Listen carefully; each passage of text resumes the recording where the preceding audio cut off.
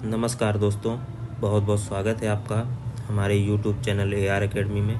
तो दोस्तों, हम लोगों ने लास्ट क्लास में फिजिकल जो प्रॉपर्टीज़ है सॉइल की वो डिस्कस करना स्टार्ट की थी और हमने सॉइल टेक्सचर को डिस्कस किया था लास्ट लेक्चर में।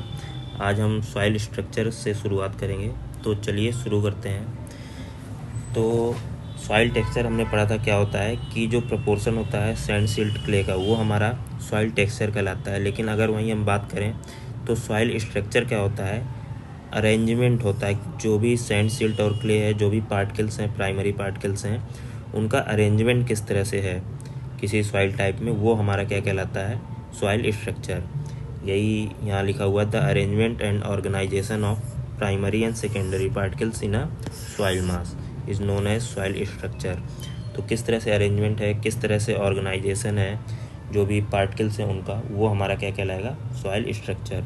तो आपको डिफरेंस समझ में आया होगा कि कितने प्रोपोर्शन में है वो हमारा सॉइल टेक्सचर होता है और किस तरह से अरेंजमेंट है उसका, वो हमारा सॉइल स्ट्रक्चर कहलाता है। इन दोनों में आपको कंफ्यूज नहीं होना है। वहीं जहाँ हम देखें कि सॉइल टेक्सचर को बदलना क्या था, बहुत ही रेयर था, बहुत ही रेयरली चेंज होता है। लेकिन सॉइल स्ट्रक्चर क्या है, वो हमारा आसानी से चेंज किया जा सकता है। सॉइल के स्ट्रक्चर को डिलेज प्रैक्टिस करके या फिर बहुत सारे फैक्टर होते हैं, उन सब चीज़ों से सॉइल स्ट्रक्चर को चेंज करना ईजी है और ईजिली इसको चेंज किया जा सकता है। अब अगर बात करें टाइप्स कौन कौन से होते हैं स्ट्रक्चर के, तो 4 टाइप के स्ट्रक्चर होते हैं। सबसे पहला होता है हमारा प्लेट लाइक। तो प्लेट लाइक क्या होता है कि ये एक तरह से प्लेट आपने देखा होगा, तो प्लेट का अगर आप डायमेंशन देखें तो ये जो हॉरिजेंटल बेस है ये ज़्यादा डेवलप होता है। तो प्लेट लाइक स्ट्रक्चर भी इसी तरह होता है। सॉइल में हॉरिजेंटल जो है, हॉरिजेंटली सॉइल अच्छी डेवलप होगी और जो वर्टिकली है वो कम डेवलप होती है, वो हमारा क्या कहलाता है, प्लेट लाइक। जैसे आप यहाँ देख रहे होंगे हॉरिजेंटल जो है इसका डायमेंशन अच्छे से डेवलप है, लेकिन वही छोटे छोटे इसके क्या है, वर्टिकल डायमेंशन है, वही हमारा क्या कहलाता है, प्लेट लाइक।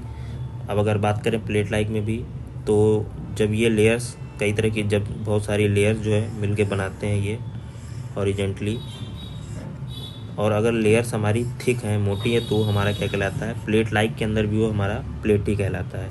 लेकिन अगर वहीं थिन है, ये जो एक लेयर हो गई मान लीजिए, दूसरी हो गई, ये अगर थिन लेयर है तो वो टाइप हमारा क्या कहलाएगा, लेमिनर कहलाएगा। और इस तरह की सॉइल ज़्यादातर वर्जिन सॉइल्स में होती हैं, इस तरह का टाइप। वर्जिन सॉइल मतलब जिसमें ज़्यादा कल्टीवेशन नहीं होता, ज़्यादा क्या है मतलब कल्टीवेशन हुआ ही नहीं होता है, उसे हम क्या कहते हैं, वर्जिन सॉइल कहते हैं। और ऐसी सॉइल कहाँ मिलेगी आपको, फॉरेस्ट टाइप में आपको देखने को मिलेगी, क्योंकि फॉरेस्ट में कोई कल्टीवेशन नहीं करता है। दूसरे अगर टाइप की बात करें तो वही हमारा आता है प्रिज्म लाइक। तो प्रिज्म लाइक में क्या होता है, प्लेटी लाइक में हमारा हॉरिजेंटल डायमेंशन ज़्यादा डेवलप होता है, लेकिन प्रिज्म लाइक में हमारा वर्टिकल डायमेंशन जो है ज़्यादा डेवलप होता है, वही हमारा कहलाता है प्रिज्म लाइक। और ये सेमी एरिड या फिर एरिड रीजन में ज़्यादा पाया जाता है, एरिड सॉइलों में इस तरह का सॉइल स्ट्रक्चर टाइप पाया जाता है। और इसमें भी 2 तरह के टाइप होते हैं। अगर जो है टॉप जो है, ये मान लीजिए टॉप है, ये अगर राउंडेड है तो ये हमारा कहलाएगा कॉलमनर प्रिज्म लाइक कहलाएगा। वहीं अगर ये प्रिज्मेटिक है, मान लीजिए इस तरह से है, टॉप की बात हो रही है, तो वो हमारा क्या कहलाएगा, प्रिज्मेटिक टाइप कहलाएगा। प्रिज्म की तरह है या फिर ये फ्लैट है, सीधा सीधा फ्लैट है, तो वो हमारा क्या कहलाएगा, प्रिज्मेटिक टाइप कहलाएगा।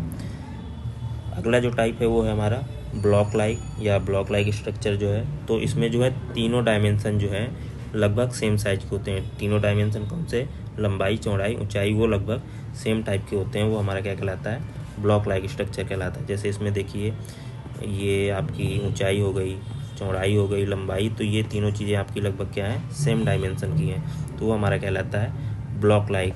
और इसके भी 2 टाइप होते हैं, सब टाइप होते हैं। तो इसमें भी जब फेसेस जो है, ऊपरी फेस जो है वो फ्लैट या डिस्टिंक्ट होता है, निश्चित होता है एक तरह से, और एज जो है, कोने जो हैं वो शार्प होते हैं, तो वो हमारा क्या कहलाता है, एंगुलर ब्लॉक ही कहलाता है। वहीं जब फेस हमारा किस तरह से होता है, राउंडेड अगर होता है, तो वो हमारा क्या कहलाता है, सब एंगुलर ब्लॉक ही। कैसा, अगर फ्लैट है तो एंगुलर ब्लॉक ही, जो उसका टॉप पोर्शन है, या फिर अगर टॉप पोर्शन हमारा राउंडेड है तो हमारा सब एंगुलर ब्लॉक ही कहलाता है। और ये ज़्यादातर सब सॉइल में पाया जाता है। सब सॉइल मतलब सरफेस सॉइल के नीचे की जो सॉइल होती है, उनमें इस तरह का स्ट्रक्चर पाया जाता है, वो हमारा ब्लॉक लाइक होता है। इसके बाद अगर बात करें तो होता है हमारा स्फेरॉइडल या स्फीयर लाइक, और सबसे इम्पॉर्टेंट होता है, सबसे अच्छा जो स्ट्रक्चर माना जाता है वो यही माना जाता है, क्योंकि इसमें जो एग्रीगेट्स होते हैं या पार्टिकल्स होते हैं वो किस तरह के होते हैं, राउंडेड होते हैं, राउंडेड एग्रीगेट्स होते हैं, मतलब कई सारे जो राउंडेड पार्टिकल हो गए वो एक साथ मिलकर रहते हैं, वो हमारे क्या कहलाते हैं, स्फीयर लाइक स्ट्रक्चर कहलाता है। और सबसे अच्छा ये जो है एग्रीकल्चर के लिए यही वाला सॉइल स्ट्रक्चर माना जाता है।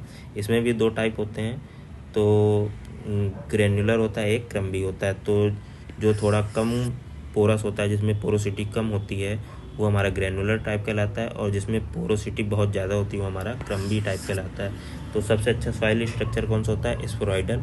स्फेरॉइडल में भी बात करें तो उसमें क्रम्बी जो है वो सबसे अच्छा माना जाता है, ग्रेनुलर से भी अच्छा क्रम्बी टाइप माना जाता है। ये देखिए लगभग राउंडेड जो है आपके पार्टिकल होते हैं, और ये कई सारे राउंडेड पार्टिकल छोटे छोटे मिलके एक एग्रीगेट बनाते हैं।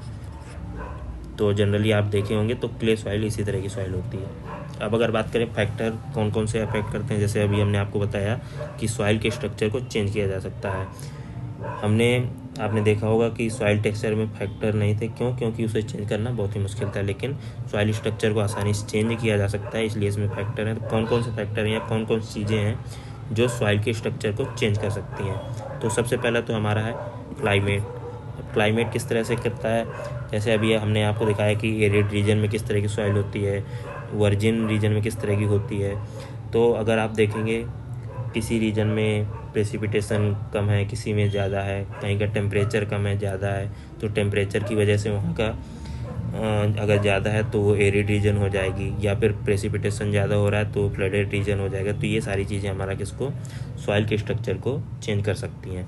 वहीं अगर ऑर्गेनिक मैटर की बात करें तो ऑर्गेनिक मैटर भी अफेक्ट करता है। किस तरह, ऑर्गेनिक मैटर अगर आप देखेंगे तो क्या करता है, सॉइल में पोरोसिटी या जो फिजिकल प्रॉपर्टीज है उनको सुधारने का काम एक तरह से करता है। पोरोसिटी को बढ़ाएगा, तो मान लीजिए कोई सॉइल थी वो कॉम्पैक्ट थी, लेकिन ऑर्गेनिक मैटर मिलाने की वजह से उसमें पोरोसिटी बढ़ गई, तो पोरोसिटी बढ़ेगी तो उसका स्ट्रक्चर भी चेंज होगा। इस तरह से ऑर्गेनिक मैटर जो है वो भी अफेक्ट करता है। टिलेज प्रोसेस हो गई। टिलेज क्या करता है, जब हम भारी मैकेनाइजेशन करेंगे या मशीनों का यूज करेंगे तो उससे क्या होगा कि जो बड़े पार्टिकल्स हैं वो टूटेंगे भार की वजह से, फोर्स की वजह से। और टिलेज ऑपरेशन करेंगे, कल्टीवेशन हो गया हमारा, जुताई हो गया, सोइंग हो गया, ये सब चीज़ें जब करेंगे तो भी क्या होंगे, जो बड़े बड़े एक तरह से क्लॉट्स होते हैं सॉइल के, बड़े बड़े एग्रीगेट्स होते हैं वो छोटे एग्रीगेट्स में टूटेंगे। तो टिलेज प्रैक्टिस भी हमारा क्या करता है, अफेक्ट करता है।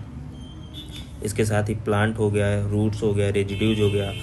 प्लांट की जो रूट्स हैं वो भी हमारी क्या करेंगी, सॉइल को ब्रेक करेंगी, छोटे पार्टिकल्स में ब्रेक करेंगी, पोरोसिटी बढ़ाएंगी, या फिर सॉइल को बांध के भी रखती हैं। तो इस तरह से ये भी हमारा फैक्टर जो है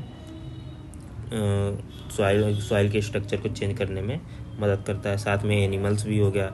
एनिमल्स जैसे आपके अर्थवर्म हो गए, मोल हो गए, इंसेक्ट हो गए, वो क्या करते हैं, ज़मीन में एक तरह से होल करते हैं। तो वो क्या करते हैं, एक तरह से ज़मीन के स्ट्रक्चर को ही चेंज करते हैं। इसी वजह से वर्मी कंपोस्ट एक तरह से वर्मी कल्चर ही है। वर्मी कल्चर को हम क्या करते हैं, सॉइल में उसको इसी वजह से यूज करते हैं, क्योंकि वो क्या करेंगे, सॉइल को आगे चल के पोरस कर देंगे।